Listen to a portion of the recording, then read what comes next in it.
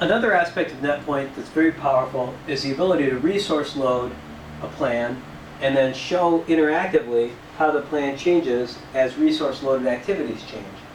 Down here you see a resource histogram, and then this green line is the cumulative curve related to the resource histogram. The bright red shows that we're actually over our limit that we set for resources, and so now we have to attempt to level this schedule. How can we do that? Well, in classic NetPoint style, you can simply move activities around, and you can see the histogram changing in real time as you move those activities. It would be nice to know that which activities within the schedule actually have this resource assigned to them, and that's pretty easy to do. So what we're going to do is we're going to pull up a menu that's going to let us find all the activities in the schedule that have this resource assigned. How do we do that? Well, we're going to go to the main menu, and then we're going to go to Edit, and then we're going to go to Apply Filters. Once we get to Apply Filters, then what we're going to do is look for this particular resource. How can you tell it's this resource? Well, it's the same color, so you know this is Carpenters.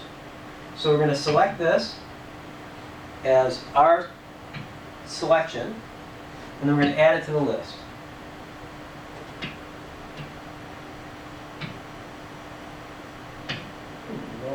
Okay, let's try that again. There we go. So now this is all the activities which have that resource assigned to them. And so I'm going to select those activities, and then I'm going to highlight them actually on the plan.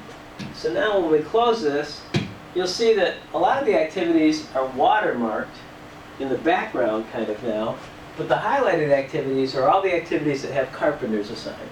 And what we can do is we can start to manipulate the schedule to see if we can level this schedule at all. So just as an example, this part right here appears to be a pretty good leveling point. And then if I can grab punch list and move it over, now I've got something going.